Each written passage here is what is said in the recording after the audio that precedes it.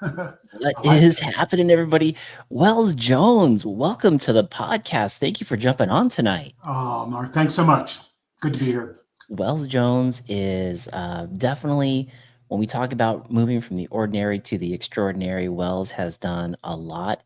And he's also co authored the book that I just consumed. It's called A Line in the Sand. And it was a great adventure with Magnus and Finn. We'll get into all of that stuff right now. Mhm. But Wells, thank you for being here. And to our live studio audience, ask away any questions. You guys know how it goes. Just type it in there and love to hear from you all. So, Wells, let's just start here. Mhm. Adventure started when you were age 11. You had a big turning point in your life. Pivotal moment. Yeah, Yeah, big as I pivotal. mentioned to you, my father passed on. I'm from an Army family, and it's only lately I've said I was an Army brat, and that's an old phrase. But six kids in the family, two sets of twins. I had a brother born on my first birthday. We lived in South Carolina after all the Army. We were born on bases. I was born in Stuttgart, Germany. Brother born on my first birthday, Kim. Oh, It was fabulous. And then another set of twins a couple of years later. Six kids within 6 years of age. We ended up in South Carolina. South Carolina, you know. with the accent there. Yeah. Oh, I got my nose was pushed into the dirt when we made it to Vermont when I was in fourth grade. You know, he said, "Okay, why don't you stand up and tell everyone your name?" And I said, "Tyler Jones." Anyway, we were in Vermont. It was a foreign land coming from South Carolina, and what it was glorious. But about a year and a half into our move to Vermont, my father passed on, and Uh, it was a truly turning point because I don't know. I was always curious, but and I knew that early on. But that was something where I was asked to do things. My mother would ask me instead of my brother, and at one point I'd say, why aren't you asking Kim? You know, he yeah. can mow the lawn." And it was very rural where we lived, and in Vermont, very gorgeous. There was a river that went over the property. Our property line went into the middle of the White River, Ooh, and sounds beautiful. it was 40 acres of land that was just flat. It was a great place to get old cars and, you know, at 12 and 13 years old, running them along the riverbed. But there were many exciting adventures. But adapting, being asked, we need a door on the side of the barn, and I think you can do it. I think you can make one. What do you think? And how old are you? 11 and 12? I was just at 11, 12. Yeah. You must have been And the older brother, yeah? yeah, sure. And two older sisters. And my mother turned around and she picked up, it was a U-Ban coffee tin. And she said, "Okay, now you take these nails and straighten them. And when you're through using them up, we'll see about getting more." And I said, "Yes, ma'am." And I turned around and I went outside and I said, "Okay, I got to straighten these nails. What are they?" I mean, it was just nuts. I mean, I first got a board. I said, "I need a board so I can straighten the nails." I was pounding the nails into the board. Then I had to figure out, get a rock and pound them straight. And they were horseshoe Right. nails. But the whole thing was learning to adapt and taking on things that I had no idea of what to do, but kind of being tapped, not tapped out, tapped in. Yeah. There's a Churchill quote that I found out in high school, and I'm going to read it to you because this is instrumental in my life. "To each there comes in their lifetime a special moment, and they're figuratively tapped on the shoulder and asked to do and offered a chance to do something very special and unique and fitting to them. And what a tragedy it would be if that moment finds you unprepared or unqualified for that which could have been your finest hour." Ooh. And so this is kind of like my life. I was tapped to help, at 13 to run with my brother a new ski area called Sonnenberg in Barnet, Vermont, run the ski shop. Because it was a very small place and a couple of young guys. And it was a friend of my father. that knew him, went to school with him. So he took us two boys, and he was a very kind man, and he set us up. And so it was just different things that being asked to do my entire life. I never knew I was going to go to Antarctica and be on a parachuting rescue team. I never thought about being an event producer at the Kennedy Center or Lincoln Center, or producing an 8-day sea festival in Saudi Arabia. Just evolved. I mean, really, the 8-day sea festival was truly, that was massive. It was 27 countries. The year was 2007. After we did the trek in the Middle East in 2006, Miles and I, our background was producing events and directing. He's in a different form. He was in finance. I was in production. And we ended up joining up before 2006, before we did the trek. We knew each other well. We've known each other for 35 years. Oh, wow. And it started with Money Hunt, which is Money Hunt's a television show that we did. Miles conceives the ideas, and he pulls a team together. It includes me, and I handle production, and he handles these magnificent ideas and the intricacies of bringing what's needed to make it happen. Like a television show called Money Hunt. It's a precursor to Shark Tank, and I'm telling you, it was magnificent and truly excellent. Anyway, so many pivotal points, and they all had to do with taps on the shoulder and being asked to do something. I want you to run the foundation. You do beautiful events for me, for us, and we need a chief operating officer. I've never sat in an office or run a foundation, and this was in DC, and it was very high-end political people that were running. Like the chairman of the board was Alma Powell, Colin Powell's wife. And so there were people that expected high levels. And it was like my mother. She looked me in the eye and she said, I think you can do that door on the barn. Haven't we all? I mean, sometimes you go, oh, geez, you turn around, I hate I don't want to do this. I can't do this. I can't you didn't do have this. that thought. Yeah. No. And that went right up to directing at Lincoln Center, a jazz show. And it was so loaded with, luminaries in jazz. It was like, in Newport, they have the jazz festival and you see individuals, but we saw those individuals and others in one show. It was called the Jazz Nativity. And we did it in several places around New York in theaters, but Lincoln Center was my first one with my wife. And some of the productions, she was involved as well. She was a wonderful, creative woman. So taps on the shoulder. Yeah.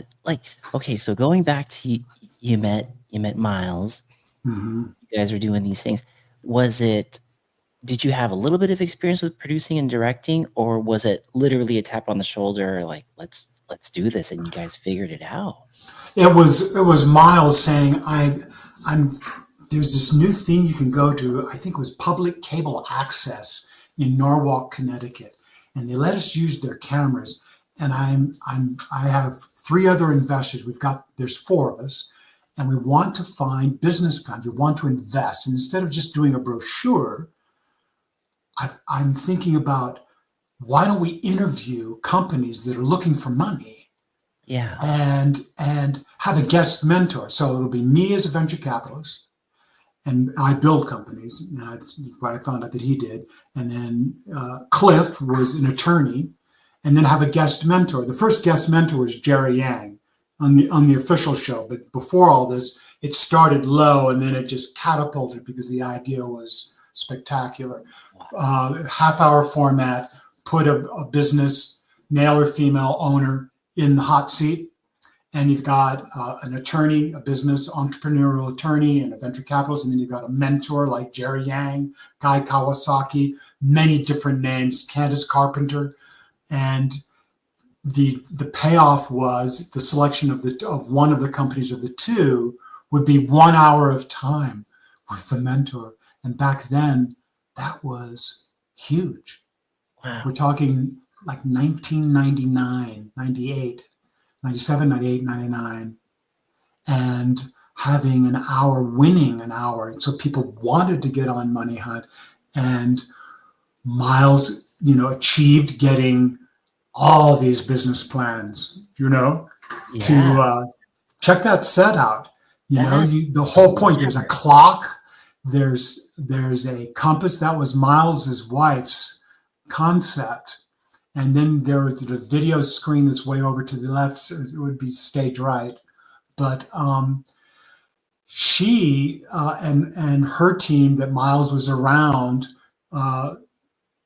did MasterCard's World Cup graphics for 3 World Cups. And so the level of thinking was high. And then I was tapped by Miles because I was an actor and he needed help on his delivery. And so I ended up becoming one of the directors of the show. Holy cow. And so from that, and so it was a tap like, hey, I hear you directed this jazz show at Lincoln Center. I'm sorry we didn't make it. Everybody that I know did. And they said it was just phenomenal. So you direct. Would you help me? And so there was coaching, and it was just a whole new thing, but it fit. And nowhere in there, Wells, were you like, man, I've not done anything like this. Well, when it came to the Kennedy Center, it was, by that time, at Lincoln Center, when you walk into a space like that, and you're on the stage, no one's there. There's just maybe the production managers showing you around, and someone you're going to end up working with. Your team is going to end up working with that individual, whether it's Kennedy Center, the Apollo in New York City, just different places that I've been in with my team doing things or looking to do things is, what I felt was that if someone has done this before, I had this in my mind growing up, if someone can be a doctor, if I wanted to, I could be a doctor, but I don't want to. Right. Or an attorney, and I definitely didn't want to be an attorney. There was something about it. What do you want? Well, I really want adventure, but I didn't define it. I didn't say, I'm going to climb Everest. That's not anything. There's some comments over here. Are you? Is there anything? Yeah. They're saying hi to you. People are just saying hi. We got Trail Monster you got Arizona in the house right now, and nice. You also have New Zealand in the house right now. That's great. I lived Christchurch, New Zealand was the staging base for Operation Deep Freeze, the National Science Foundation Antarctic Research Program, and that's what I ended up being assigned to when I was in the Navy at 19 years old. Holy cow. And I didn't know until I was sitting across from this guy who was kind of puffed up and sitting back in his chair. He says, "You're new." And I go, "Yeah, I am. I just got here." I said, "What's that on your chest?" He said, "Parachute wings." "For what?" For what? Yeah. He said, "For the pararescue team. I'm on the Antarctic parachuting rescue team." And I'm just, oh. He said, "You interested?" I said, "Yeah." 6 months later, I was a member. I had to apply, I had to train, and it was phenomenal. So I went through New Zealand, love New Zealand. The year was, 74, 75 was my first season on the ice, but I went through Christchurch, New Zealand. And Arizona is really close. I ride my motorcycle through there. I went through there on my way to LA, and just recently. And that's very cool. And I'm in Santa Fe, New Mexico. Oh, very cool. Yeah, there's some beautiful places in Arizona when you're going through there, when you're Sedona. There's some beautiful places. Yeah. Sure. Octodad out in New Zealand says, "Hi, Wells. Christchurch has a new stadium and new rebuilds after the big earthquake," he says. Yeah. Oh, when I saw the earthquake, my heart went out to all of you because I'll tell you, when I was in the service in 74, 73, 74, 73 to 77, it's the first time I had to, travel a couple of times in uniform, and I was new.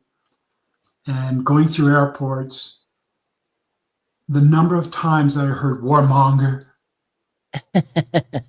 and back then, for me, it stung, and it wasn't because I just thought, wow, all these protests that have been happening against the Vietnam War, people actually are, you know, are truly behind that, and seeing someone in uniform.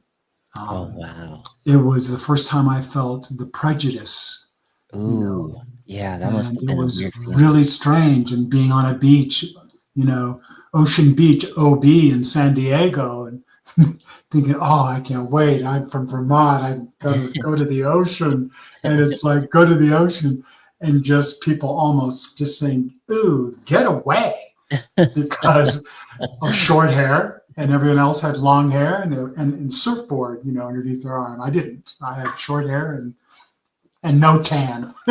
So I was a real geek. Anyway, OB can do that sometimes. yeah. But New Zealand and Christchurch, I'm so glad to hear that. That's nice news. Thanks for the information. Yeah, Trail Monster is saying out of Arizona, he says Tucson here. So he's out Cool. of Tucson, Arizona. That's hot as Hades, my friend.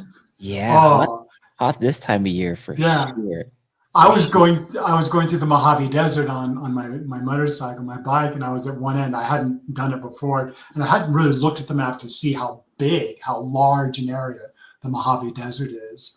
And I stopped, and I was talking to a very nice woman that at the gas station, was running the shop inside, and I said, "So this is the Mojave Desert?" She said, "Sure is." And I said, I'm on the other end. And she said, "Well, kind of." And I said, "I'm going west." She said, "You've just started." And I had spent some time getting to where I was. I knew that it was going to be 118 that afternoon. That was the prediction with the weather. So I was going through a little earlier, not real early, but I was coming, where was I? I was coming from Flagstaff, Arizona. Oh, yeah. Great place. Flagstaff too. That's pretty as well through there. Yeah. The Grand Canyon's all so close. Anyway. Wells, I'm just gonna push us over to this opposite of the heat. We got images of you out here jumping out of an airplane. This is this Antarctica? What are we looking at here? It is. That's South Pole, and that's the C-130 that we jumped out of. Our outfit was called VXE6, which stands for Antarctic Development Squadron 6, and this is the pararescue team coming out off the tail ramp, and you see the line up there. I'm the lowest when I was first out on that, right and then these are people, just down below waiting for us to land. Holy cow. Okay, so I know for every 1,000 feet you climb, what is it? You lose 2 degrees Fahrenheit or something like that. You're already at the South Pole. How freezing cold was that to jump out of that plane? Well, okay. Of course, we want to make it sound very dramatic. And we're like, how cold was it when we jumped out of the plane? Now we're going about 120 miles an hour. So we go out the back end. So it's the tail ramp. It opens up, and it's like a movie screen, a nice movie screen. And you can just jump out and twirl around, do whatever you want to do. But we're jumping into an airstream. It was minus 59. What? Holy. Okay, so with that, obviously you have, what kind of gear do you have on to be able to jump out of a, I mean, you're also pararescue, so you have other gear too, right? Yes. For this jump, we all wore red quilted jumpsuits and plenty of things underneath. I had 3 layers of gloves on, and actually my outer shell flew off when I jumped out. I'm looking to see if you, I don't know if you can zoom in on the little Tucker that's there on the bottom right, Yes, but right here with the flags. yeah, yeah, that's me on the left. Tall, that one. Right there. There Yeah, you are. and that's the Wow. pole. And at that time, I believe it was right around 10,000 feet thickness of ice because it is a continent. Okay, So yeah. there's terra firma below, and it was not minus 59 here. I'm talking at altitude that we jumped out, Out of the plane.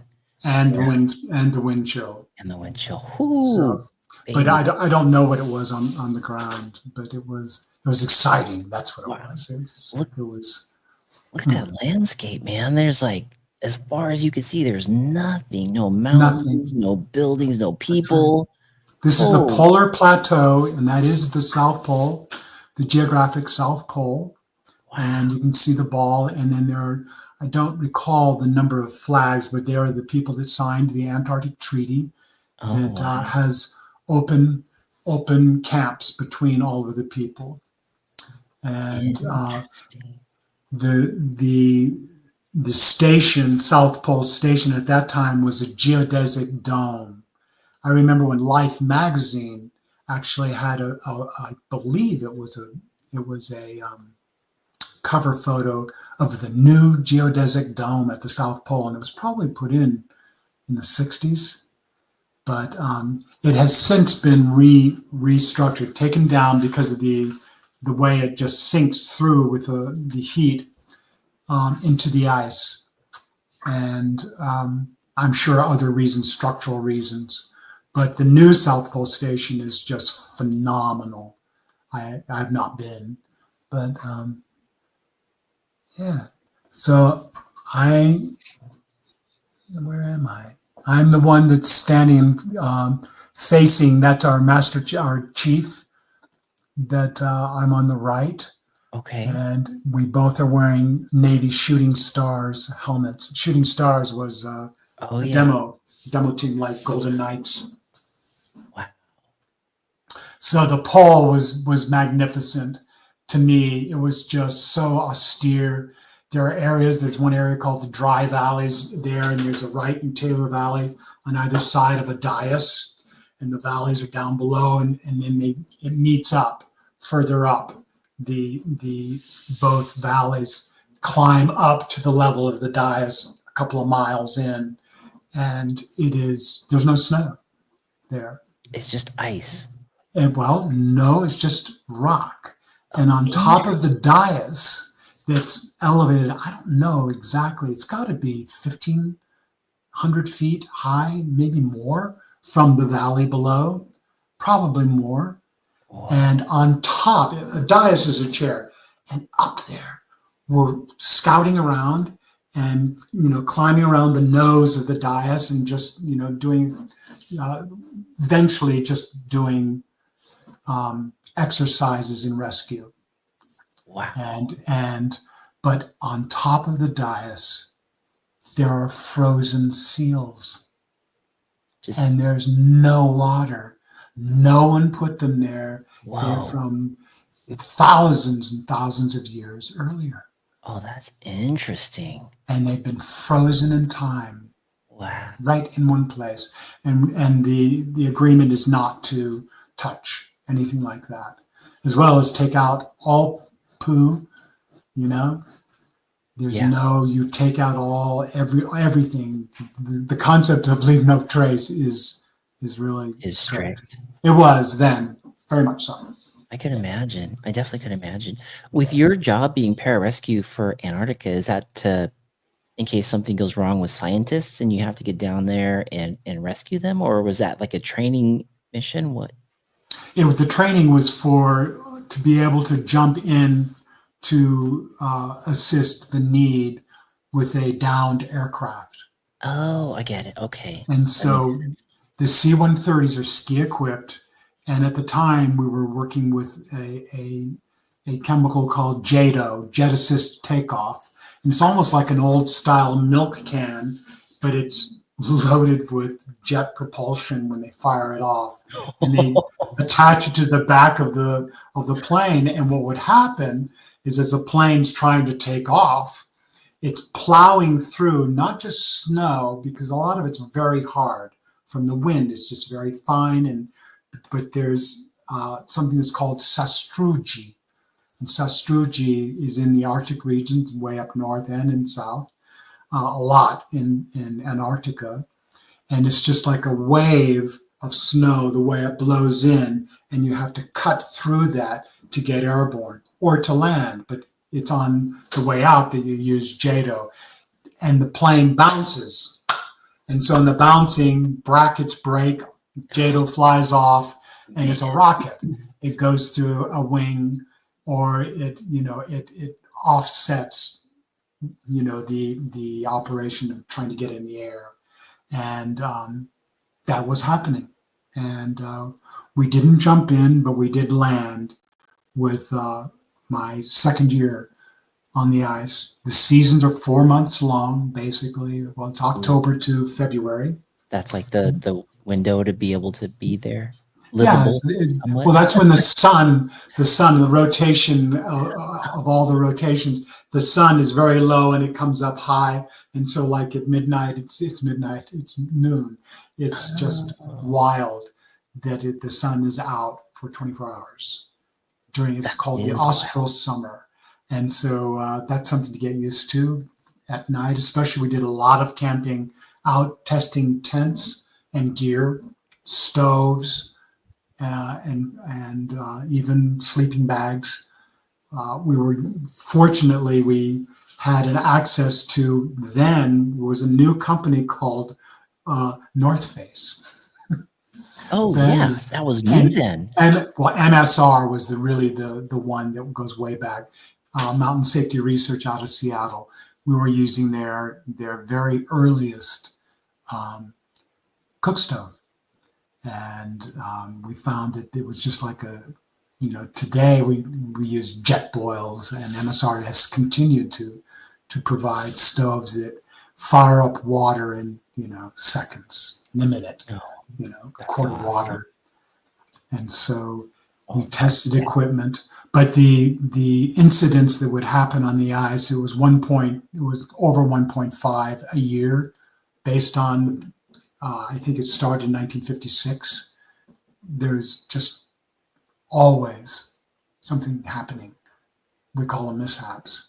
And we, until about 10 minutes before actually deciding if we were going to jump, we were suited up to jump in, to cargo drop our gear, which would be our landing zone.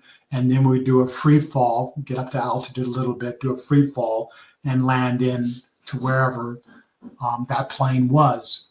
And it turned out it was a place called Dome Charlie. Back then, it was just a lat long. It was an area that the scientists wanted to go, and eventually they would bring machinery from, that were on board our C-130s to do core samples.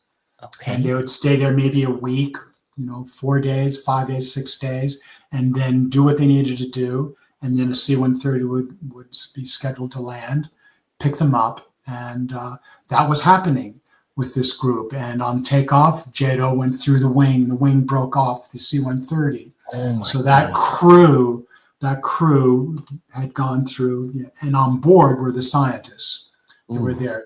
There was another plane that was nearby taking other scientists someplace. They diverted to help out and to see what was going on.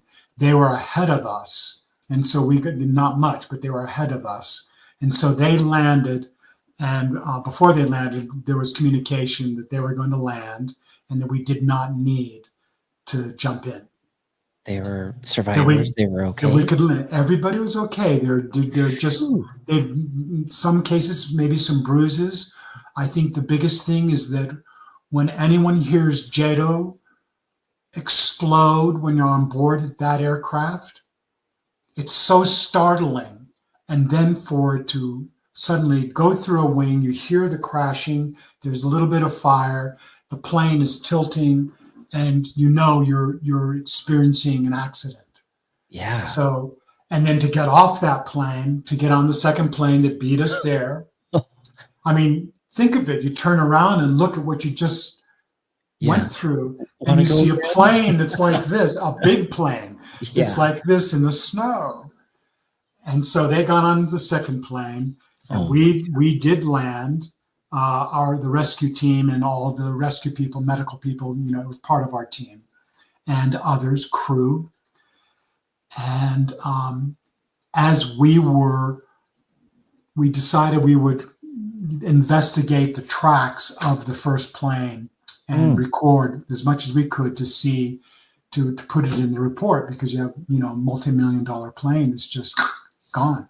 right. And as we were doing that, a horn was blown, and the plane that had the crew for the first plane on board the second plane plus their crew, no ski from the bouncing, went up underneath the cockpit and almost into it broke off and came into the plane. Holy crap. And so the plane was like this, and then it's suddenly like this, and everybody's Not this again. So the third plane, the one I was on, we taxied over to where they were, and it was wonderful because the training that I was also a survival instructor, and the training that we had given the crew, they were on top of it. There was water boiling, tea was on, there was shelter. They pulled the rafts from the wings of the plane and had it. They were just set up, and that was the thing. You set up to be there immediately. You don't wait and go, well, what should we do? No, there's action to take immediately. Wow. As well as checking out how people are. People were emotionally, they were stressed. They were really, this is, this is awful. We had, there were probably 6 different countries involved, scientists and assistants. Wow. And so we decided we would go on our plane, and the decision was made that we would have to put JATO on our plane. The only way out of this area that was hundreds of miles away from home was to use JATO. So we had 33 people strapped to the back of the C-130. You have 3 crews now in one plane. 2 plane crashes just happened. Correct.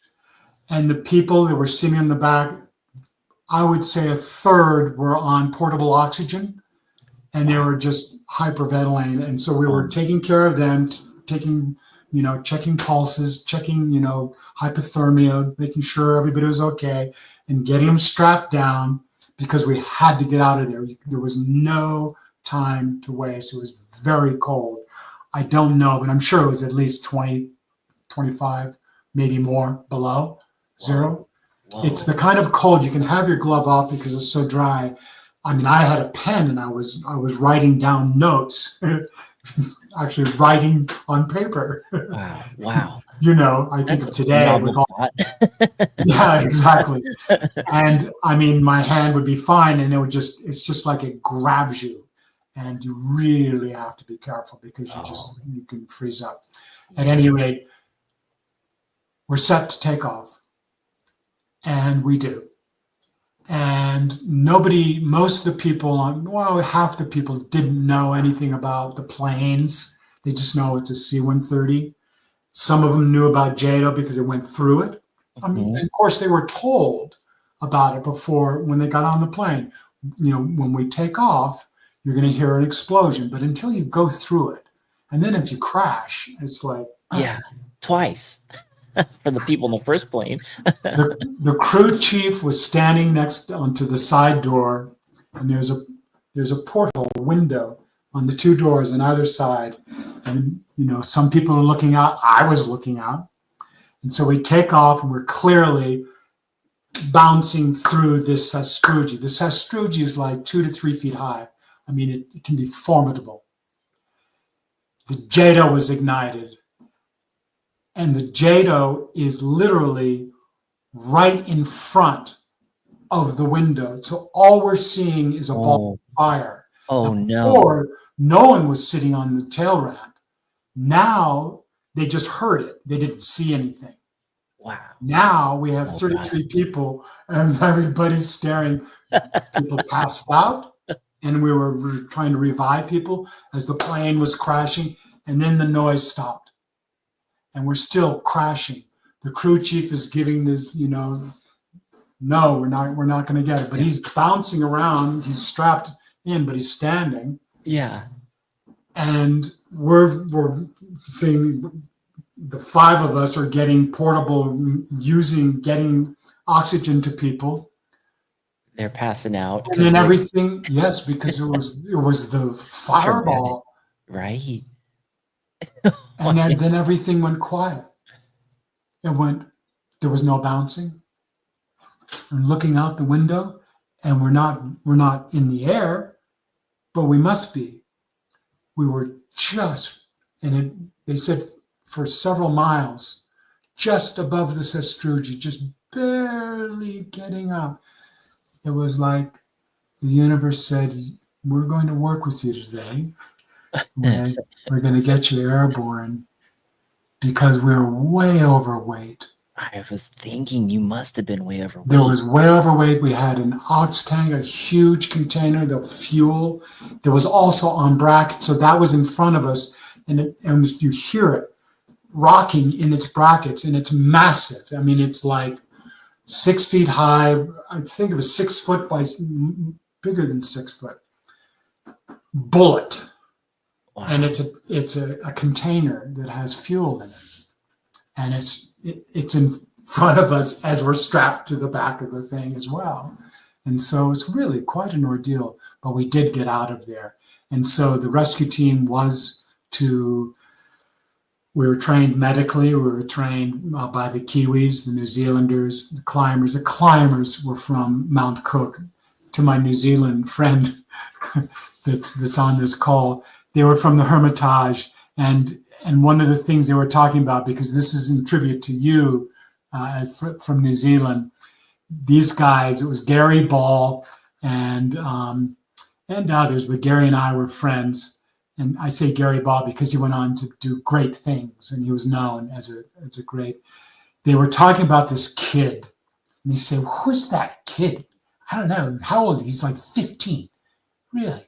What's his name? It's Rob. No. Oh yeah. Well, what's his last name? Hall.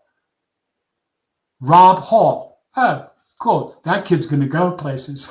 He was 15 years old, and they're talking about a guy that became, world class. I mean, wonderful. These are descendants of Hillary. Hillary's a Kiwi, and just bold, courageous, extraordinary individuals. And the Kiwis, they have it. And that's really, we wore anoraks and wind pants. There were heavy canvas, and we didn't have, pack light stuff or Gore-Tex. We wore silks, and hey, there you go. There he is. There he is, Rob Hall. And you can, in Adventure Consultants, it's Rob Hall and Gary Ball. You could probably look up Gary Ball. Gary's probably sitting right there on the other side of it. Yeah, because they're the two that did the 7 summits. Now, back then, it was a feat. 7 summits, the highest summits on 7 continents in 7 months. Jeez, that's crazy. And that was a big deal. I mean, there's a Pim Nim. There's a new fella. He's a Sherpa that, just blew that out of the water, and others. Is that where some of the movies like Everest and things like that was, like the motivation came from these real life stories of folks like Rob Hall and what you guys did out there? Excuse me. I've got to get this off. Do you hear that? I can hear it. Yeah. I apologize. Oh no, you're good. We could barely hear it. We could barely hear it. While you're doing that, Trail Monster out of Tucson is saying, "So cool! I have 11 skydive jumps. Nice, very good." Yeah, when I'm looking at some of the gear that you guys. Okay. Yeah, I'm sorry. No, you're good. Okay. Yeah, so like, Rob Hall, hiking Everest and things like that. is that where some of these movies may have come from when they built these movies later? Well, there, Into Thin Air was Rob Hall's story. It was. Okay. Into Thin Air, yes. Yeah. There And you it go. was an expedition. It was, you see, and when I knew Gary, if I were to say, Gary, I'm going to tell you fortune teller, I'm going to tell you what you're going to be doing 8 years from now. You're going to be making money by getting people up Everest. Mm. And he would go, no way. That's not me. But it became a business. It became truly, if people wanted to go and they had certain levels, they just had to have a guide, just Right. like they do, going up Mount Rainier or any big snowbound place. Yeah. And so I learned so much from those fellows, Gary and Patty Freeney and Stu, and Colin Monteith was the Scout base commander. And these are just like old explorers and adventurers. Wow. And there you go. That's a great picture that you found. That's Gary and Rob and others, but that's the expedition, 1996. That is Wow. not Gary there, but 19 yeah. people, Hall, 2 guides, 8 clients, and 8 Sherpas. 19 people team. Mhm. Wow. Wow. I did a podcast with a guy. I'm sorry, I shouldn't even said that because his name just flew out. Oh, it might For come me. back. He paddled across the Atlantic a year ago with a friend in a rowboat, a big rowboat, but they rowed across the Atlantic. It was Good. 3,000 miles. Holy cow. And it took him like 59 days, 57, 59. And he said he's British. He said, yeah, I'm going to go up Everest. I said, you are? What team are you on? I said, what do you mean? You on a team? No. I got a Sherpa. He and I are going to climb Everest. We're not going to do this team thing. No. Wow. Wow. Holy cow. It's this coming year, so it'll be this June. Man. Approach. Hopefully he makes it okay. Yeah. But it's the thought is what I'm pulling, presenting, is that he's saying, no, we're not going to do a big group, and it's just a Sherpa and me. We're going to go and we're just going to climb it. Amazing. It's okay. That's amazing. Yeah. Wild. That's wild. Yeah. Speaking of paddling, I know this podcast is flying by. We're already more than halfway through. So paddling, we have this Kayak for a Cause. Oh, yeah. What can you tee this up for everybody? And I sure will. This I sure will.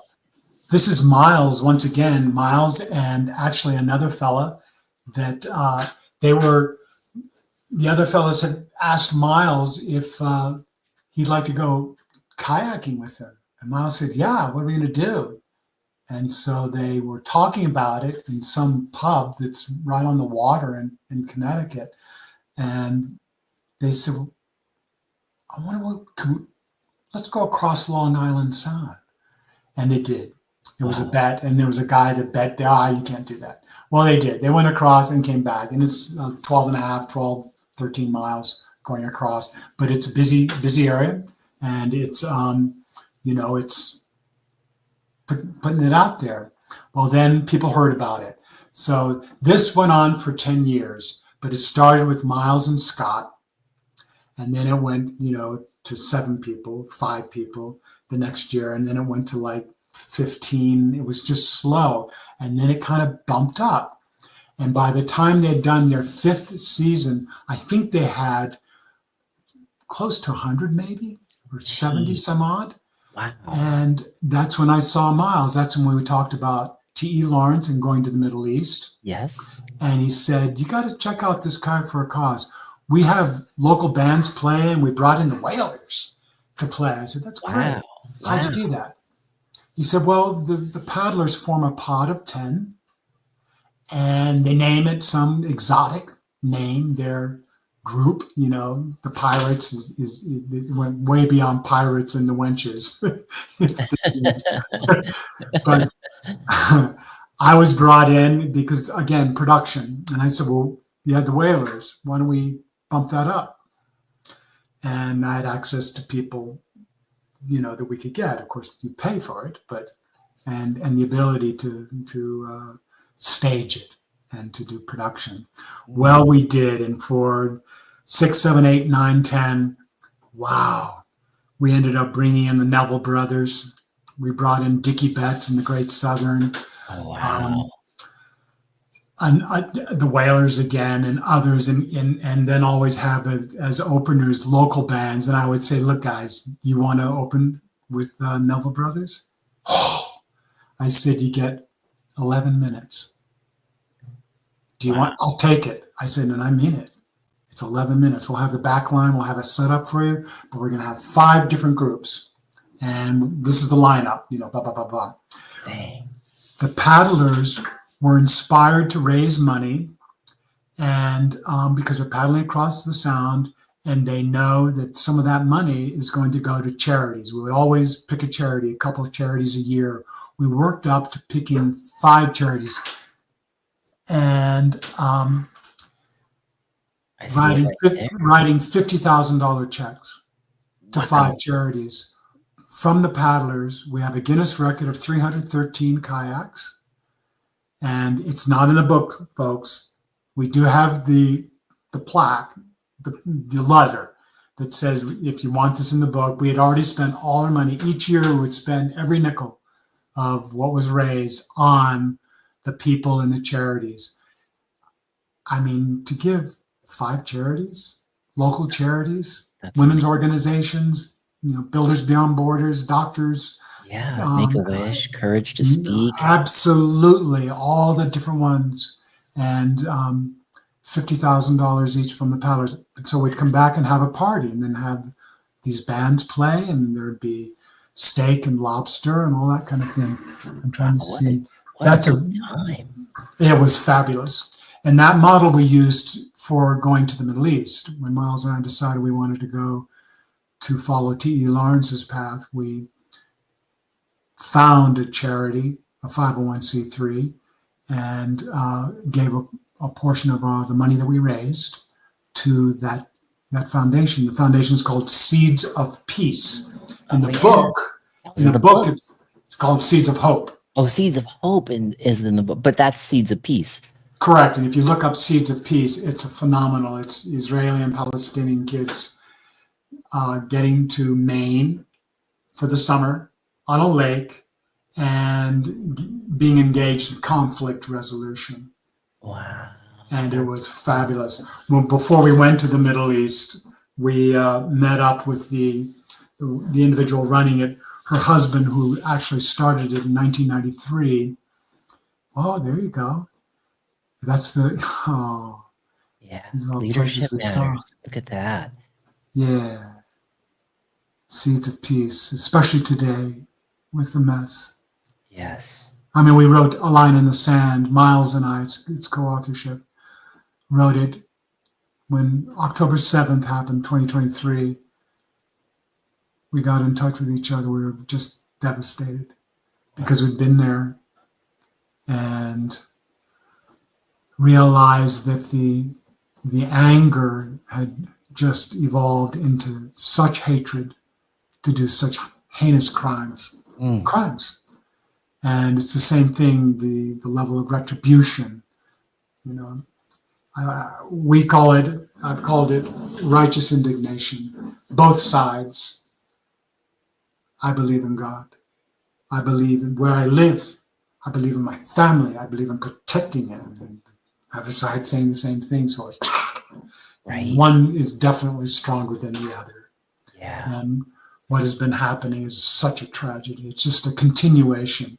And that's why we went to the Middle East, because it was 2005 when we were talking about it. Yeah. And it's like, when do you think it's going to end? I was very close to people that were in politics that had an insight on some things that were going on in that current administration after 9/11.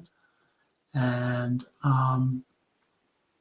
I said, well, the president flew in on the aircraft and there was a great big sign that said mission accomplished. And now it's weapons of mass destruction. I said, I don't know. And if we're going to do that, we ended up, he wanted me, when he talked about T.E. Lawrence and have I looked at Seven Pillars of Wisdom, he wanted me to be Lawrence in a play, and we'd go around to universities and explain through the play, much like the book, the foundation to the crisis, the declarations that were put in place during and after World War I. And that's really where it goes back to key moments that it's not the total reason, because there's been 100 years since and plenty of time to solve it, but it's not. But understanding the upsetment, if you look at the Balfour Declaration, if you look at the Sykes-Picot Agreement, and these were agreements made before the end of the war, and it was, it was displacing people. It was telling people where they were going to live and where they could go and not go. And, I believe that at the time people thought they were doing the right thing, but the upshot of it all has led to, in our thinking, to October 7th. I have produced concerts with 5,000 people in a field. It was the Neville Brothers. It was with Kayak for a Cause. Mm-hmm. The thought of them being mowed down or being abused is just, crazy. So many of us have been to concerts. We know, Yeah. And so when you really think about it, it's just hellish. So that's why we wrote the book. We wrote to get an understanding, to see with our own eyes, and we did. And it wasn't until October 7th, because we've been working on a play. We ended up getting a Broadway producer. She's still with us, and we've had commissioned 4 writers. The recent writer, most latest writer, has been with us the longest, and we're pursuing a first-class play. And it's called Dinner at the Majestic. The Majestic was the hotel that the British were assigned during the Paris Peace Conference. And it's Gertrude Bell, a woman that's fabulous woman. Actually, the wife of the man that started Caesar Peace wrote a book afterwards about Gertrude Bell, and she was a leader. And so it's Gertrude Bell and T.E. Lawrence and Amir Faisal are at the Paris Peace Conference, and they're desperately trying to reverse the agreement that the old guard just couldn't let go of. And that's Clemenceau and Lloyd George. And that was the Sykes-Picot Agreement. Sykes was British, Picot was French. And it gave Syria to the French, and it gave this little area with all the oil to the British. Wow. Yeah. And it really drew lines across areas where there were wells with water that people had been going to for centuries. And now they couldn't. Told. Yeah. No. You stay on this side and you stay on this side. And it's just like, Jerusalem. We went in 2006, we're going to Jerusalem. I mean, it's so magnificent. It's just, so is Damascus, Syria. So is Amman, Jordan, the history. Of course, Petra is magnificent. But the Red Sea, it's an amazing place. Wow. Yeah. There was a point in the book, and I don't want to give too much away for the people that are listening, because you guys got to get a line in the sand. It's a fun adventure. There was a point in the book where the passports by the characters, Magnus and Finn, they were going into, I think they're going to Israel, and the border guard was checking all the different stamps Mhm. and really bringing some curiosity, like, why would you talk to these people or these people or these people? Is it really that divided in your experience when you go there? Or Absolutely. it is Absolutely. interesting. Wow. Yes. Yeah. And I mean, like in Saudi, following this, we just got a greater understanding of Saudi Arabia because we produced that 8-day sea festival Mm, in the southernmost part of Saudi for His Royal Highness Prince Khalid bin Faisal. So he was the governor of Asir at the time. In the book, we have him. He later became governor of Mecca, and but and that's the way he's presented in the book. But I lost my train of thought. yeah, I was asking about the division of people. You must have encountered that when you were working for that, when you were working that cause. Yes, and it's just that certainly from the Saudi point of view, what we heard is that they're very clear about who's who and who's what, and Mm, it's very prejudiced.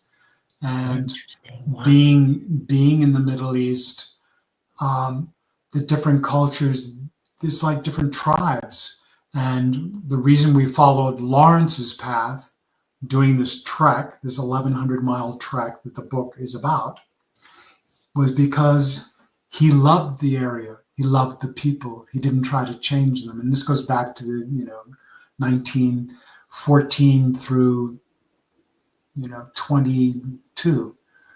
But we wanted to see in 2005, and we ended up going in 2006, whether it was so, because all we heard and all we saw in the headlines was how horrible. I mean, any Arab's a terrorist, Mm, period. yeah. And it's like what we hear about, any Palestinians, a dog. Mm, You just go, oh, because when you talk with people and you hear their stories, one thing to hear opinion, anyone's opinion, and especially with all the social media going on, you go, I go with it or I don't go with it. I just don't, me personally, I don't pay attention. But to hear someone's story, to meet them. Yeah. well, that's how you empathize. That's how you realize, oh, well, they have children, or they're young, or they're trying to figure it out. I mean, look at your Mhm. own life, and you realize you listen autobiographically, Yeah. right? You listen Yeah. to someone's story, and you're comparing your own. It's like, okay, and that's how we relate. There's that narrative bubble, and someone's gone through hell, Hmm. and you realize, wow, I thought it was hard when I went through boom, Yeah. this person. And so there again, there's a relating, but there's also a realization that you made it through and they're making it through, but it's a connection. Scars are Connection. connections. Yeah, you definitely know. so. Yeah. Speaking of connection, there's a line in the book which I loved is you had said that there are more that we have in common amongst people than we do that we do have Yes. not in More the common. commonalities, there are more right than differences. Yeah. Yes. That It's was because, I mean, if we're weighing things on how people look, oh, they've got kinky hair and it's all puffy and they got really dark skin. That's weird. yeah, You just go, I that's know. the United Shake your head. States, right? Or they're a little too red or a little too yellow or they're a little too slanted or they're a little, it's like, oh, I well, why are know. they wearing those shoes? Or why do Yeah. they dress like, it's like, if that's your scale of, judging or, I mean, it's just not, it's the music. It's the Yeah. food. Oh man. And there It's was a lot of seeing good stuff about the food in the book. babies. Yeah, babies. Seeing mothers. Seeing fathers. I asked one Abdullah about he was the Seeds of Peace. The beauty of meeting Janet Wallach is the woman. John Wallach is the one that started Seeds of Peace. And Janet said, "Well, this is just amazing that you're going. I'm writing a book on Gertrude Bell." And I go, "Whoa." And I said, "Well, we're doing, Lawrence, and we're following his path." And she said, "I will set you up with, so that you can meet former campers that live in Amman, that live in Saudi, in Jeddah, or if you're in Riyadh, there are people from there, and they're at different ages, but they went through Seeds of Peace, and you can talk with them, and it was spectacular. That's how we were able to form the characters Jeremy and Abdul. Oh, Jeremy's one of my favorites. Can't you just see him? I love Jeremy and his grandma. Yeah. Can't you just see him? I can't. Oh, totally. Oh, totally. It is. What was it? The New York Knicks outfit. Yep. Yeah. Poor guy. Love that character. Yeah. Question here from the audience out of New Zealand, Wells. Yes. Marty's asking, what's Wells' prediction of when the Gaza war will end or possible outcome? I don't have a prediction. I'm not capable of doing that. Richard, is this Richard? I don't think Marty. Richard. Marty Richards. Marty Richards. Out of New Zealand's wondering. Okay, Marty. I don't have an opinion on that. I know that it needs to end. And the whole concept of even to get into it, I just know that at this point, the killing and the terror and the atrocities is continuing, and it must stop. Well, I don't know what else to say. I wrote a book. I included a character in Abdu, and when he sees white phosphorus, Oh, he freaked out. He freaked out. And white phosphorus has been used, and he explained what it does to us, because to Magnus and Finn, I'm Finn actually in the book, just all disclosure there. I was wondering, I was wondering how close to reality was this book. Obviously, there's some fiction in it, but I was wondering how close it was to your actual adventure. Very close. The manner of travel was not. That was made up to be juicy and kind of, the adventure, side. We traveled. We didn't travel in a fancy FJ. We did ride camels a good deal and hiked, but we rode when we needed a car. We had it set up to go from point A to point B, and the driver would drop us off and turn around, and then we would meet up if we were going to meet up with someone else. And the drivers did not know each other. That was our form of protection. That came from our security advisor. We ended up working. This was not just something like going to Paris or to London. Yeah, this required a lot of time and an invitation to go to be in Saudi Arabia. And that was the most important one for us, to get that visa. And that took quite a while. It was really, we were getting down to days before going to getting the final approval on the visa getting into Jeddah, Saudi Arabia. Wow. And our training for risk assessment and crisis management and kidnap and ransom was through Jamie Lothar Pinkerton. He's a former SAS major, Irish Guard. He was very strong with kidnap and ransom and checkpoints. We went through 39 checkpoints. People have asked, well, after you do a couple, you're probably used to it. And it's like, no. Every checkpoint is different, and you have to be alert. It's not like, hey, man, what's going on? What are you doing? There's no, you pull out of that. Jamie was very helpful in instructing us on the areas and what to expect if certain things happen, and based on his experience. And we made it clear that we wanted to be on the ground. We wanted to be on the bus, as they say, with the people. Be immersed. Not running around in fancy gear. Yeah. Exactly. Yeah. And we achieved that. Absolutely. And it's in the book. And the tension going from Amman, Jordan, through across the King Hussein Allenby Bridge into Israel. First of all, Jerusalem tomorrow was just so on our mind. It's like we want to get there. It was at the end of our journey. And that's accurate. And the people and the tension and it was not personal. It's just the way it is. Wow, interesting. Because anyone can be wearing a vest with bombs. Yeah. It's not as advanced as we have here.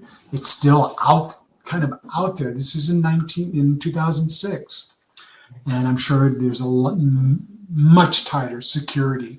But getting through immigration, just getting to the door, it wasn't just, we'll just drive over and go in, walk in, and we're on buses, sweltering, sweating, watching through the window, guys with Tabor assault rifles on either side of the bus, people in another bus over there. This is in the parking lot of immigration. And the buses are kept from each other, and then seeing, okay, someone's getting off there, maybe we're next. No, the other one went before us. And so, 45 minutes, an hour goes by. Babies crying on the bus. We are packed, solid. When they say packed like sardines, yeah. We're right. I had my backpack here and an arm up on the bar to hold on to. And we made sure that we were near an exit. We could kick through the exit door that's on the side of the bus and get out. But the tension, the quiet tension, you hear little voices in different languages. And then that door opening, the door opening into immigration at that point, it was like they turned the volume up, and all you heard was loud voices giving directives. Stand back! I said stand back! And it's this. And it was like, and there was a passport. Boom, boom, boom. And it was very businesslike, and it was very clear what you were supposed to do. For us, we were so tired from 20 some odd days just on the go, consciously, situational awareness always, not going the same path out of a door. Just many different things have just fell into a groove, and seeing and talking with people. Did it feel like when you were going through there, did you ever feel targeted or maybe focused on because you were American, or did it lean you a little bit of leniency in some of these checkpoints? I know there's a scene in the book, I think to me, the book feels like a movie, but where I think it was Miles gets a Coke and he gets to lounge in a comfy chair while Ben was just getting the third degree. Yeah. Yes. It wasn't just being targeted. What I felt was there was jealousy. She was, in the book we call her Rappaport. She was very attractive in the sense of her strength. Tall, she had a thick amount of hair and it was in a braid, and she was very assertive. Absolutely. But at the same time, there was a whiff of perfume. And it was like, what an interesting woman. I'm thinking about that. And she's like, grabs my attention. Mr. Finn, in the book. Yes. Look at me when I talk to you. And it's like, she was just, it was a directive. Yeah. I said, okay, don't go anywhere. And then seeing the things that are in our backpack, because they were very unique. Yeah. And that was real life experience on that? Yes. Oh, interesting. Wow, that's cool. But next to me, people's stuff were being dumped on the table, falling over. And you see someone, just holding their hands together, and they've got a scarf on, and they're just going, and they're just looking at the things being basically just rummaged through. And Wow. the immigration officer didn't do that, but her Yeah. questions and seeing, for the most part, people were surprised. Mm. Ameriki in Saudi, it was Ameriki. Why are you here? Yeah. Ameriki. Can imagine. And they said consultant. And consultant, they were referring to Blackwater, Triple Canopy, Centurion, the outfits, the security outfits. Mm. And we say no, la. The entertainment, film, Yeah. film, and it was just something that we could do. And yes, there was surprise that we were there. Even our initial meeting in Jeddah with a bunch of entrepreneurs that are kind of royalty guys. There was an organization called, I don't know if you've heard the organization YEO, an entrepreneurs organization. It's called EO. It's called EO now. I think I have. It's called EO now. Yeah, I believe it's called EO. And Young Entrepreneurs Organization, back in those days, you had to have $1 million in assets. You're an entrepreneur. And they have forums, and they're all over the world. Well, there's one that was in Jeddah, and Miles is a member of YEO. And he had written a book about Money Hunt, a show that we had done together, he and his co-host. And so we were able to get into Saudi with that combination because those guys had muscle to pull to get our visas. Literally. Yeah. So that's how we got in, and that started it. And then we found out once we got into Syria, in Damascus, where we were staying, the woman said, "It's very amazing that you're here." Entrepreneurs Organization, yeah. Yeah, it's called EO now. You're right. Look at that. Yeah.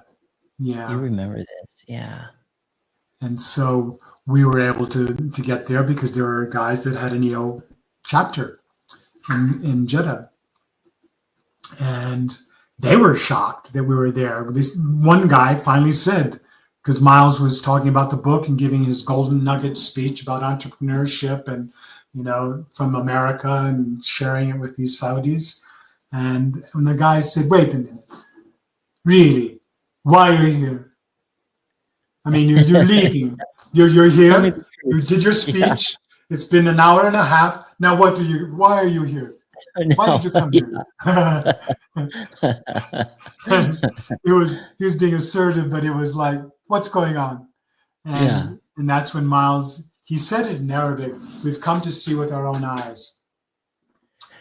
And they're like, he said, "We are following T.E. Lawrence's path," and the room, and they heard T.E. Lawrence, "from here to Damascus." And they just was like, "My uncle knew T.E. Lawrence, and he's a charlatan." So, there were all these guys, they just came alive, but they loved it. They loved it, That's really cool, man. They loved it. And they said, "So you're here really because that's cool. That's great." And so we found that for the most part, when we said we were Americans, the first thing that would happen is they would check and they would put their hands on their heart. "We're so sorry." Oh, 9/11. And they would get very serious. Wow. We'd already said, "Assalamu alaikum, alaikum assalam." Why are you American? They see the passport, American. Why? But then they would just go, "We are so sorry for 9/11. We don't know." And these guys at the YEO meeting, they were just like, "We don't know how we're going to get our standing back. America hates us. Wow. We can't." My father is the head of media in Saudi Arabia, and I went with him. I know Barbara Walters. He was talking about that. Yeah. Well, he said, "But we can't go there. We can't. We're not even allowed. We can't. No one will trust what we say, what we're doing." but that was 2006. I mean, it's a different world now. It's nearly 20 years ago. Yeah. And but really, even up to Prince Khalid, His Royal Highness Prince Khalid, we went to a majlis. It's in the book. Hmm. Majlis is a meeting with the sheikhs. The sheikhs come in from the desert. They're the camel owners. They're the wealthy people, but they don't look it. They look like they're Moses. You know, what do you mean by that? They look like they're right out of the Bible. I mean, Right. Yeah. you know, they're just so raw, coarse, and the beards and their girth and the layers of clothing and their staffs. They're in this lovely, hall with gorgeous rugs and chandeliers, and they're from the desert. Yeah. And they're talking with Prince Khalid. They're settling disputes, or they're talking about Hajj. That's one of the. It was during that time that we were invited to the Majlis, and it was great. And it's in the book, and it's a nice little interlude. And on our way out, we went out a door, and we were outside, and we saw the prince coming towards us with his entourage, and he stops, and he names us by name, and he says, "I invite you to join me for dinner. You will see that we are not all terrorists." Yeah, that was a good line in the book too. Yeah. And when we heard it, Mark, it was like, holy cow. Wow. And we did. And he found out why we were there. I mean, he knew that. Hmm. And he told the sheikhs that were all spread out in the room at tables, and we were right with the prince. And he told them who we were and what we were doing in Arabic. And staffs pound a little bit and just nods of heads, Hmm. and we were accepted. We were inside the tent. Yeah, that's cool. That's a cool way to say it. Inside the tent, Mm. there to see and understand with your own eyes. And that was the truth. That's really It was an adventure with purpose, just like Kayak for a Cause, an adventure with purpose. Did he give you kind of a stamp or a seal or something like that to help you with your travels that it might, did That really came later, but yes, and that was when in producing the show, Mm. it took a lot of time, months and months and months to pull that off and to make that happen. And so when I was actually on the ground, yes, there was a letter that said rite of passage, and Wow. whatever is asked from this man, provide. And that Amazing. was used. And it wasn't used by me. It was used by another man that was kind of the guy that we were working with to actually do this, that was representing the prince. And he would just point to me, to the people, when we needed a 50-ton crane, and we literally went to a roadside construction site that's in the middle of the desert they're building, and they would say to me, "Is that a big enough crane for you?" I said, "Well, let's find out." I said, "It doesn't look like it is. It looks more like a 20 or 30 ton. We need a 50 ton because we were transporting these containers off of tractor trailers that held Formula 2000 boats." Oh, wow. And so that was a part of the festival. And so it was precious cargo, and you had to have, I mean, that was their rider, so to speak. Yeah. If we're coming, we need to have this, this, and this, and this. This is like a band that goes in. You hire a band, they have a rider, they have to have certain sound, certain this, certain color M&Ms. Yeah, for the green room. Yeah, right. It's got to be, special scotch, special whatever. That's pretty cool that you had that letter. That's amazing. Yes. What a nice Well, person to do that. it raised eyebrows even when it was being delivered in Arabic to the people that we were asking of them, but we got the job done. That's amazing. Yes. That's awesome. Yes. That's The boat race was phenomenal. There were I don't know, 14 countries how many countries were represented with a Formula 2000 boat. It's an intercontinental boat race. Wow. And there was a lot to putting that together. So how did you get, and I know we're getting low on time here, but if you wouldn't mind, how did you get from being a paramilitary, like rescue team paratrooper, Mhm. and then getting into the entertainment side? Was that a tap on the shoulder as well, or did you know that that's something you wanted to get into, or did you just meet the right person? How'd you get over there? Well, I was on the floor in Houston, Texas. Uh-huh. After shrimping with my brother in the Gulf of Mexico, I was less than a week out of the Navy, and I knew I wanted to live in Santa Barbara. There was someone in Santa Barbara. Santa Barbara is beautiful. And in 1977, it was stunning. I mean, it was beyond. It was just stunning. Where the mountains meet the ocean, Santa Barbara. That's right. And when the beach, you've got the sunrise on one end of the beach and the sunset on the other. I love that place. Yeah, me too. Very special. So I was in Houston. I called my mother and I said, I think I wonder what you would think about me being a smoke jumper in the Pacific Northwest. I was thinking about that, but my friend's not getting out. My climbing partner and buddy in the service on the pararescue team, Paul, said, wait for me. We'll be smoke jumpers in the Pacific Northwest, Yeah. And I found out that you have to work the ground for 2 seasons before you're a smoke jumper. And the smoke jumping was just like doing something rugged and in combination with the fire and going a step up from what we were doing in Antarctica. And I said, I don't really want to do that. And she said, no, I've told you this before. And I'm going, okay, well, what did she tell me? Okay, Mama, what's up?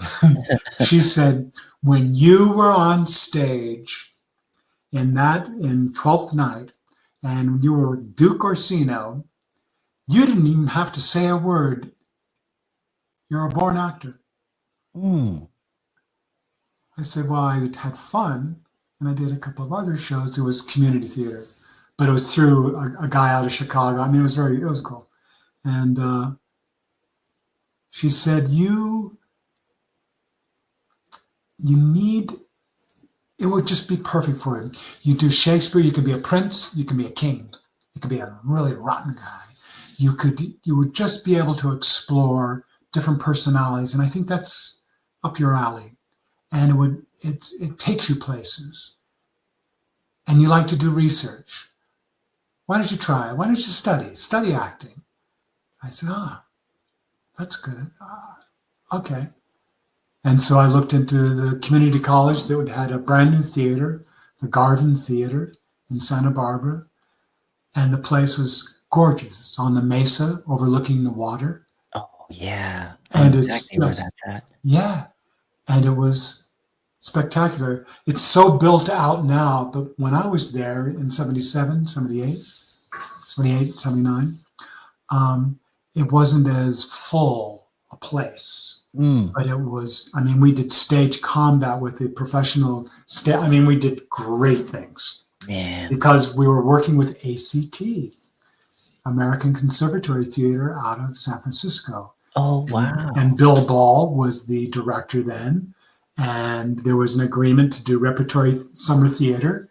And so these magnificently trained. I mean, it's like RADA and like the Royal Shakespeare Company. These people, male and female actors, were incredible. I was a newbie. I was raw. I was into it.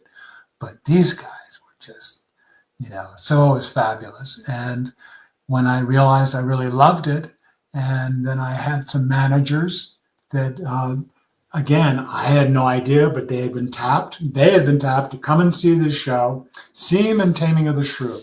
Wow. And I was Petruchio, and it was a very physical show, and I just had fun. I was very unself-conscious, and I loved it. That's amazing. Loved it. Oh, wow. And then it became these managers asked me to come down and meet them in Beverly Hills. And I did. I drove my Volkswagen convertible.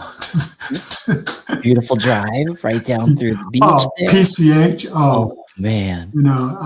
Pepperdine was just like, Oh.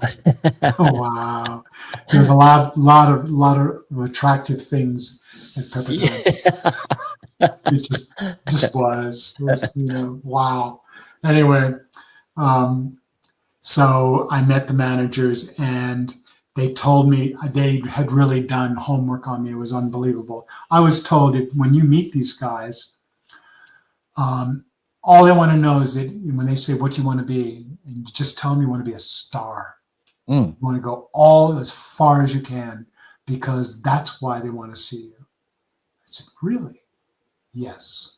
And this is an adult talking to me, a director. Yeah. And I said, okay. So I went down and I met these guys. They showed up in their caftans, and they had Picasso and Miro in the living room things. And they had a bowl of Coke in a gorgeous glass container on the coffee table. We're talking the drink. No. I mean, maybe it was powdered sugar. I don't really know, but I was like, whoa. I'm not real familiar with Coke, but that's what it looked like. And they spent half an hour breaking me down exactly. I'd have to lose the girlfriend. Wow. We saw her. We know her. Gone. This is what it's going to take. You will not step out. You will live where we place you. You will see your time will be completely managed by us. And it will be meetings. And the people in the evenings will be lined up to meet and be with certain people. And they just said, we'll get you in the door. As far as your acting, you're really good. You're raw. And you'll get some classes, but we'll take you on. Wow. Physically, they said, they went through, you need to have a little lips. You need to lessen your lips. There are a couple of things that always I was like, whoa, they are going strong. Did you sign up for that, or were you like, no? Crazy. I wrote him a letter, and I said, it was such a pleasure meeting you. I pass on your offer. I'm going to New York to acting school, and that's what I did. And got out of acting school. It was so hard, acting school. I had an instructor. She said, "No." I said, "No. What do you mean?" I didn't buy it. Oh, wow. How'd you feel? Well, I thought it went, well, if it's no, well then what's yes? Yeah, what does that look like? She said, stop thinking. Be in the moment. It's like thinking my mother. Be adaptable. Live now. Stop commenting on things. Enjoy where you are. Get the most out of where you are. And in this case, in acting, it's just be you in the situation. And watch what's going on. Respond, listen, respond. You play tennis? Yeah, I play tennis. Well, that's what it's like. They're sending a message to you, you're going to hit it back. Wow. And once I got it, I was off to the races. I loved it. I got out. I didn't get an agent at all. At the end, we had agents come in and we were doing little short scenes, and I had this, what I thought was a crazy, I don't know, Yugoslavian director woman, and she was like, and I was just going, oh man, Yvonne Garib. And I said, wow, no, I really blew it. Everybody said, oh, I got cards from such and such. And I said, great. Well, a couple of days later, this Yvonne called me and she said, I have a friend that's a director at the Westport Playhouse in St. Louis. He's looking for someone to play Ken Howard's son. Do you know who Ken Howard is? I said, yeah, Opie. She said, what? No, that's Ron Howard. This is Ken Howard. So, well, who's he?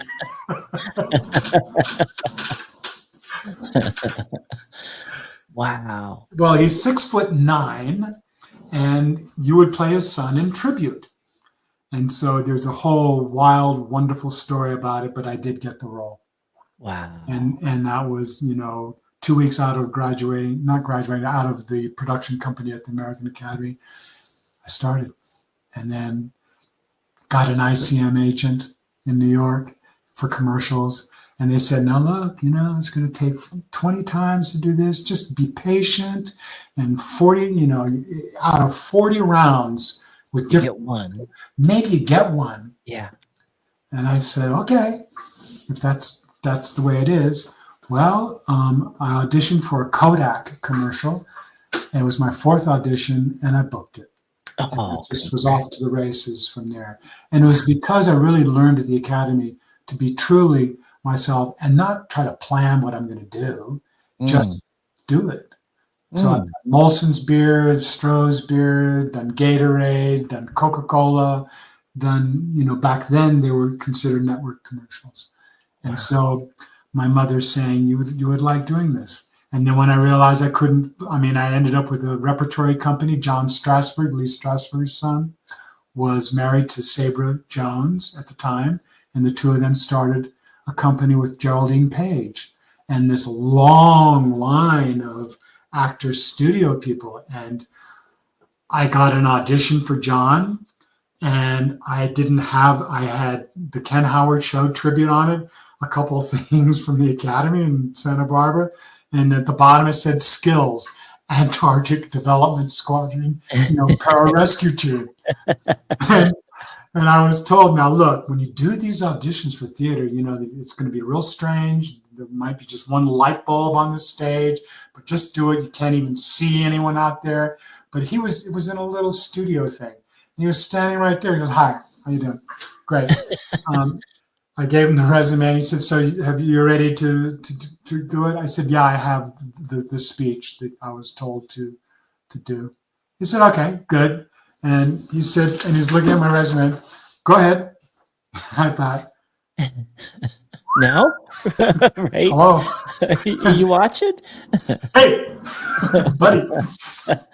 3, 2, 1, here we Right. go. He said, and he just said, go ahead. And he's looking at my resume. And there's nothing to look at. It was all in seconds, Yeah. Just go ahead. And I started, and he said, stop. I said, this is what I've heard. This is how you get treated. They've said that. This is strange. I didn't even get far into this. I got a couple of lines in. And I said, come here. Were you in Antarctica? I said, yes. Tell me about it. Oh, cool. Wow. So you actually skydive, you took a parachute jump, free fall over the South Pole? Yeah. That's amazing. Well, I heard that you're a brown belt and so. I am. And so we had a little conversation. I said, it's really so nice to meet you. He said, yep, we'll see you later. It's like, Yeah. started walking, and I turned back to him. He said, no, we'll be in touch. Yeah, you're in. Oh, wow. And it was just 3 years of doing repertory, doing these wonderful roles with Geraldine Page, F. Murray Abraham, one for Salieri, Amadeus Salieri. And then the next year, he was giving away the award to Jerry Page for Trip to Bountiful. And it was just wonderful, but couldn't make any money.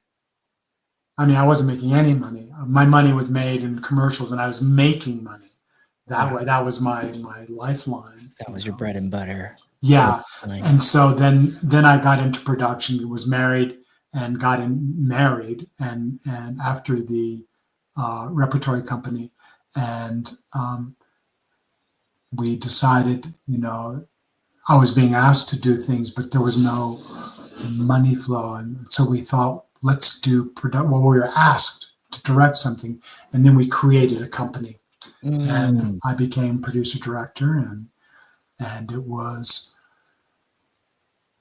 living and learning at a high level. I mean, when you walk onto the Kennedy Center stage, we all see it in shows. We see it in the Kennedy Center Honors. I mean, the mess that it is now, it's too bad. But before, but going there and meeting the production managers, meeting the technical director, meeting people with such magnificent experience. I mean, just mind-boggling experience. But also on the event that I did in Saudi Arabia, Mark Lockwood, and Mark, I love for you to be listening to this because it's a tribute to you. Mark Lockwood was the production manager for Richard Branson. And someone told me about this guy. I said, I need a production manager to produce the event in Saudi Arabia. Someone that understands the Saudis, the culture. They don't have to speak it, but they have to. And wow, they said there's one guy, he lives in Dubai. He's got a company, and his name is Mark Lockwood. They call him Lockers. I said, cool, I got to meet him. I met him. And I met him, and he said, hey, look, I'd like to keep meeting, but I'd like you said you skydiving. I said, why don't you come over to the Dubai Skydiving Club? How cool. So these things came about because other people said, it was the universe saying. The desire on my end was to be present and to be willing. And I found out that the thought of capacity is so much more one's capacity than we think. And even right now with a new business that's happening with Miles, and he's pulled me in on it, it's called Reflecta, REFKTA, Reflecta.ai. And it's bringing the past, connecting the past on with the present. And anyone can look that up. But again, it's a completely new world. Doing podcasts, I've been doing podcasts since November. And actually, I was thinking, oh man, what do they want? And then people were saying, we'll talk about your book, but tell us about this. We'll talk about your book, but tell us about this. Yeah. How did you do? How did you, just like you said, how did you go from that to that to that? And so it's been an opportunity to connect dots because I didn't do that with my family, Yeah. because everybody's living their life. Yeah, that's just an article that's there, but Reflecta.ai it's a whole process of humanity and technology. And we just came back from the AI4 in Las Vegas at the MGM, and that's the lineup of us. And that's me, and that's a New York City street photographer, Jean Antoine, and Miles and Miles's son, and Greg is a co-founder with Miles. And there's another co-founder, Greg. It's Gregory Communications, and he's off the charts. Oh, so is Miles. Yeah, Gregory. And so we were voted #1 company exhibit at a conference that had 8,000 people and 85 countries represented.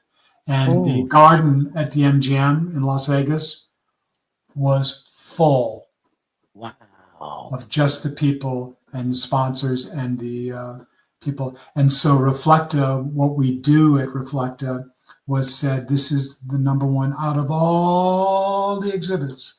They said, it was an organization that said that, and so it's being willing, and I've got a learning curve.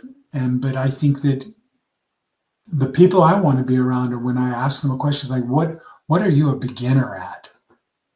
Yeah. I mean, I am not a young guy, and I'm a beginner at some of the AI, the GPT, Chat 5 and Chat GPT 5 and this whole concept. But that's the way we've always worked. Miles and the team.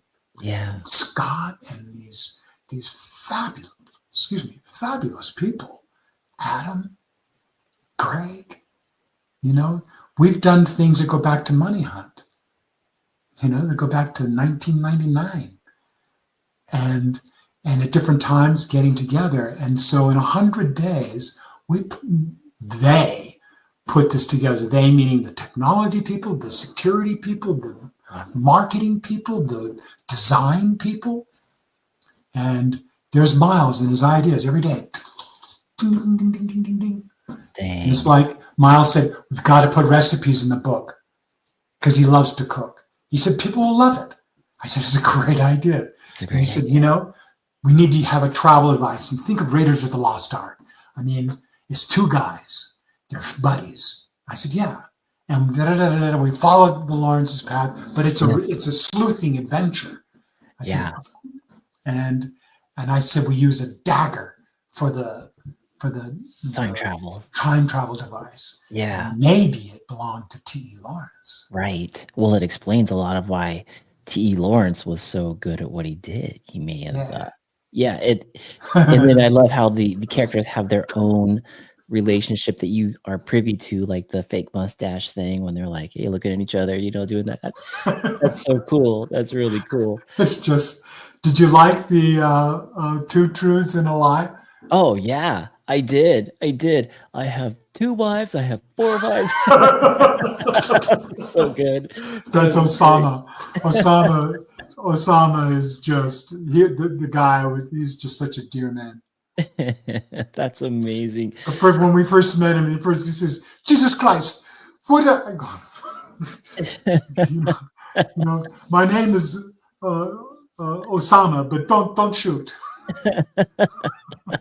What a character. I had to learn to understand his lingo, his manner. But anyway, so adventure with purpose, curiosity, willingness to learn.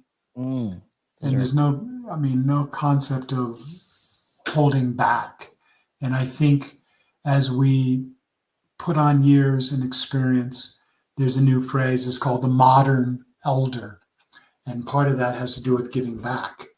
I've got it all, I'm giving back. Well, I don't have it all. I'm working at just serving more in different ways. And AI in the beginning to me was like, oh, this sounds so scary, so wild. Even and Dr. what you've done in the past, that's wild to me. Yeah. Well, people say, aren't you afraid of taking risks? And I'm going, I don't think of it as risk. I want to live. Yeah. But it's just, you title it risk. And believe me, I know what risk is for me, but that's not risk. Yeah. I mean, I'm not putting you down or that person down. I'm just saying it's just a concept. Yeah. And when we reach a level of, and if you read David Goggins or you read Alex Honnold and how he made it up, and you read the people that do a trans-Antarctic solo trek across Antarctica, or his name is Chris Thrall, paddle across the Atlantic. Yeah. I mean, there are lonely days out there in horrible weather. I've been stuck in a tent for 2 days, over 48 hours with whiteout on the side of a glacier. And I mean, when you climb Everest, and you're exposed to all those things, and those things happen. Some people make it, some don't. But to go through that, you have to have a level of control of your thinking. You really have to pull in what is in your control and do it. Like keep warm, move. You're cold, move. Get warm. I mean, you just have to do it, and that's the job. Or get out of there, Yeah. But even adventure with purpose, you still get all the high endeavor, uncertain outcomes. You get total commitment and tolerance for the adversity, a desire to do it, But and sometimes companionship, to me, companionship is just the nature that I'm going through. The snow, the spring, summer, fall, winter. The birds waking up in the morning. I do a lot of solo summits, Sunrise Summit. So I'm doing, when I realize that people go up Everest, they start at midnight, or they start at 2 or 3 in the morning, Phew.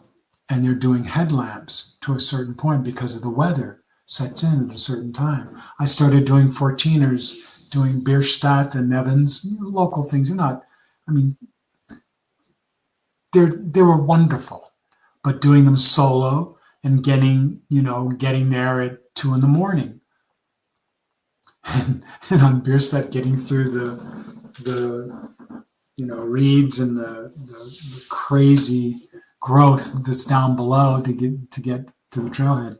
But it's all learning self. It's Mallory, said, climbing the mountain, the Royal Geographical Society said to George Mallory, who was the first that was trying to summit Everest, and we're talking 1922 and then 24, and he's attributed with saying, because it's there, why, these old guard bridge, why are you doing this, young man? What's this all about? Why are you doing it? And he says, why are you climbing it? Because it's there. It's there. It's there. But what he did, and we don't know, but what he did say, it's not the mountain we conquer, it's ourselves. Yeah. So it's a metaphor. It's not that trying to figure out to cover this or do this or get through this. It's not just that. It's learning your capacity and always going beyond. I find we can. Yeah. That's definitely something that is shown in your story over and over again, and then even in the acting, to learn to be in the moment and kind of respond to what's going on. Yeah, like those taps on the shoulder. That's the magic, you see. And it's not just performing what you've seen others do. It's like truly be original, and that's you. Just you. And the really great ones, that's why we love some of these actors that are just so wonderful. Yes. Yeah. And we rely on it. Has there been any questions? We had Electric Trail Surfer from the Lake Tahoe area. He was giving you fire emojis and fist bumps when you were talking earlier about your story coming through acting and, turning down that. Cool. Yeah. Cool. I'm sorry. I haven't paid. I'm sorry. No, that's wonderful to hear. Thank you. Thank you, Electric Trail Surfer. Cool. I love your story and kind of how, being yourself and listening to yourself. It reminds me a lot of what we all do out here as mountain bikers. You have to be in the moment. You're making quick decisions, and then you have to let yourself go at some point. And as some people would look at the mountain that you're going to go down, they go, man, that's a lot of risk. Why are you doing that? And you're looking at it as in like, yeah, that's the fun part about it. Right.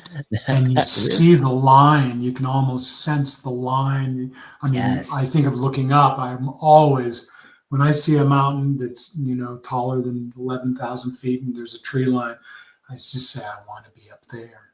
Yeah. I just want to get there. Oh, and I see, I would go through, what do we have? How many valleys? Yeah. How many, what are we looking at here, in order to make it happen? But, totally. Oh, man. Telluride is so amazing, and Telluride in Colorado it's one of the most magnificent places, I think. I bet. Closest to me. Oh my goodness. I bet that's beautiful. I've always wanted to see that. You were talking about hiking. I've hiked Mount Whitney a couple times, and you're exactly right. That's what we did. We started in the late afternoon, lamps, all the way to get to what they call the window, when you kind of come over the front side and you can see all the lakes as the sun would rise. But you're hiking most of the way in the dark, and by the time you summit, it's like early morning. But that's also you can make it back down to the car before it turns night again. Yeah, it's insane. But what a spiritual adventure that is. It is. It does become that. It's so personal and meaningful and deep, and that you can do it. It's a choice, Yeah, and right. choosing that. And I've done many, many, many sunrise summits, and they've all been different. And in the beginning, it scared me to death. I don't know why. And I started. Oh man,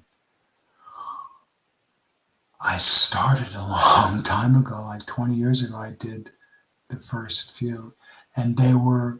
It was everything wacky and thinking that could come conjure up, from Hmm. wacky someone, jumping me or mountain lion.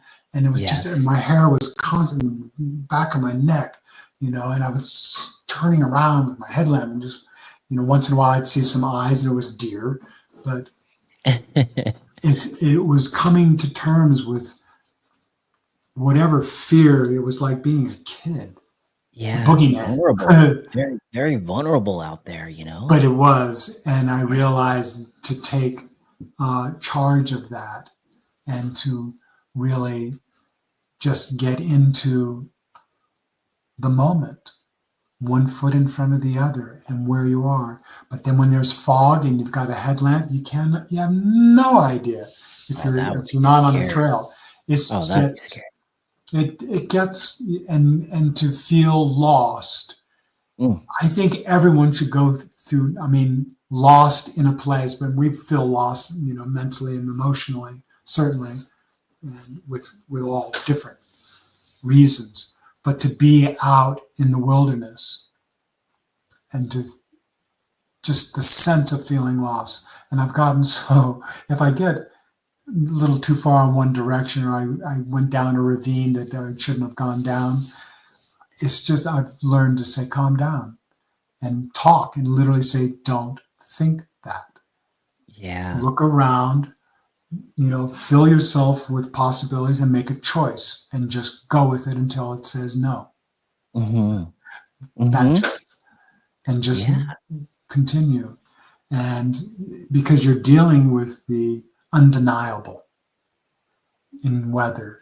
If it's weather or there's no one there to tell you, for me, because I do solo, there's no one there to tell you or to like what you're doing or, you don't taking a selfie. I mean, I just don't do that.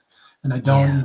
I have a sense of how many times I've done a mountain or in the combination of sunrises, but that's not what it's about. It's not the number. It's not a picture. I did it. I've taken some gorgeous pictures of sunrises, and colors and just it almost looks like the universe. It's kind of like skydiving. You get up high, you can see the land. I mean, it kind of Yeah. there's a slope Cur to it. curvature of the earth Yeah, a sometimes little when you're bit, way up there. a little bit. Yeah. Certainly from planes, I haven't done a true high altitude 30,000 or 20,000. I've done 16, but Whew. at 16,000 above ground, it's still this close to 90 seconds. And you look at your watch or you look at you know, the seconds tick off. 90 seconds of free fall is an eternity. You can sing songs. You can Oh, do a yeah. lot. You can Yeah, hook up and you can do so much with other people. And it's wonderful. It's very liberating.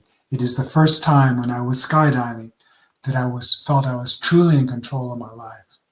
mm, Now that's cool. you're in control. It's you and what you do in your training, and there's a line over your canopy, or if something happens, you need to know. So it's taken seriously. And then of Yeah. course we play around, you know, as one becomes familiar. It's that, I don't know, the kid in us who want to play, want to Yeah. do barrel rolls, and we want to do, track and meet up and, That's and really twirl each other around, or just zed out and just go wacky in the sky, and then come back. But it's just experimentation. yeah, being in the moment, living in the moment. Then you can't think of anything else when you're doing that. You're just there. That's Yes. some of the good stuff. That's definitely Well, it's something. been this has been wonderful talking with you, and you've been so kind, letting me just to roll on. Yeah, I love it. I love it. Okay, that's You've been an great. amazing guest. The Okay. book for everybody out there, it's called A Line in the Sand, written by Wells Jones and Miles Spencer. Wells, can you let the folks out there know where they can follow your story? And I have it up here for them to buy the book. They could get that on Audible and Amazon, but how can they continue on following your story? Well, I'm just one of the things I'm a beginner at is LinkedIn, and I'm just starting to pay more attention to that as a social platform to get information out. And Miles is very much on top of it. He has many, many thousands of followers. And with Reflecta in gear, we are really, and our second book, we are in the middle of our second book, and it's on Cuba Oh, as a interesting. place that has been the mistress to so many countries that has been abused. And I was there in June in Cuba, in Havana.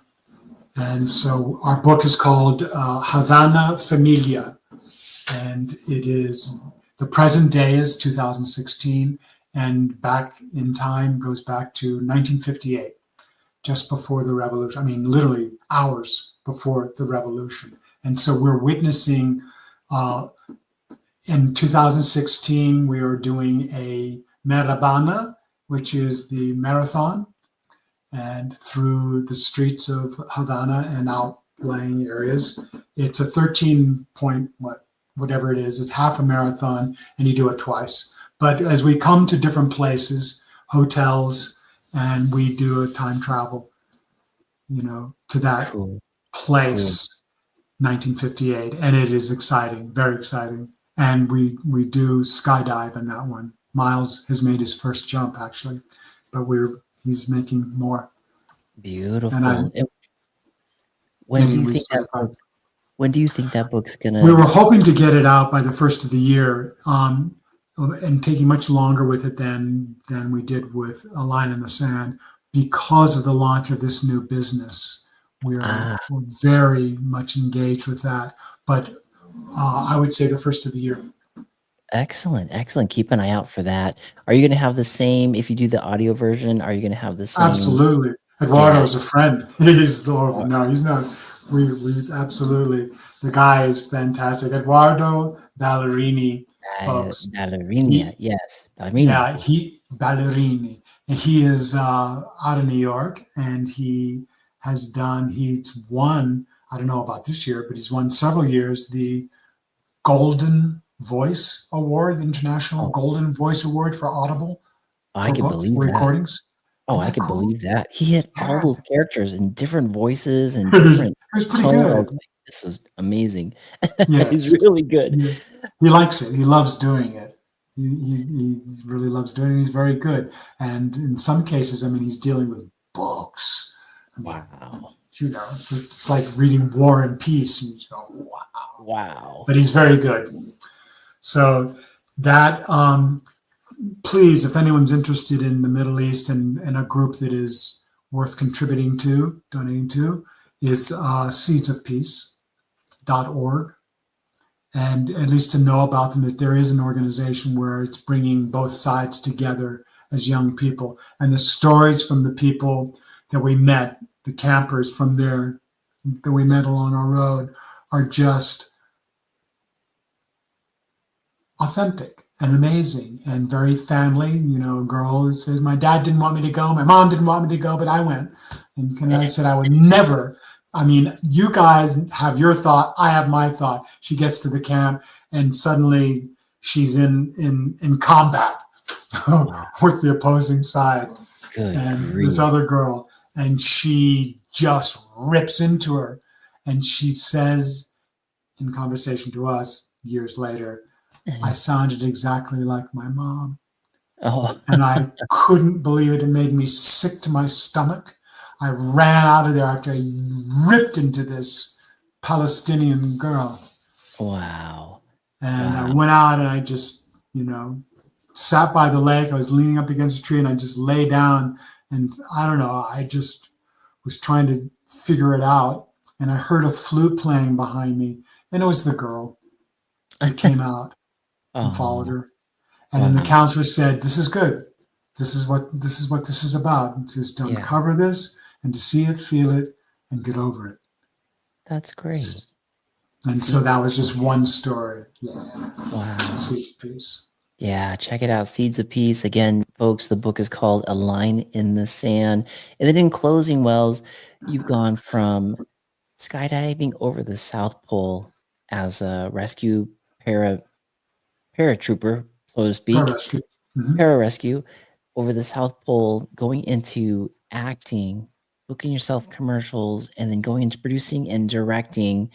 What would you say in closing is your message through all of that? What would you tell somebody to help them get through something that they're going through or a direction in their life? I say just stay with it. Enjoy the process. You know, Mm, the obstacle is the way. It's it's presented, and that's going to build who you are on how you go through the obstacle. But you must see it. And I didn't want to stay in Vermont. There was no way. And my mother said, "You have no business going anywhere. This is what you have to deal with now, and see the good in it. Find the good in it. Take it on. You've been dealt this hand. Take it on as your hand. Play it. See it through, and stop commenting about it. It's a waste of time. mm. You only stick with what's in your control, and that is your thought about what you're going to do next. And if you don't know what to do, then don't do it. Just seek an answer, but don't blame it. Just only within your own control, and be grateful, even for the rough stuff. I love that. I love that. Thank you so much, Wells Jones, for jumping on the Segment Podcast. It's been an honor having you. I can't wait to read the new book when it comes out. I'll be checking out everything you're doing. And Wells Jones, ladies and gentlemen, thanks again for being on the show. Thank you. Thank you very much, Mark. It's a pleasure. It's been a segment. It's my honor. Love having you. Good night, Okay. everybody. Thank you so much for Good tuning in. night. And for the folks on iTunes and Spotify, we'll see you guys on the Sweet. next episode. So long.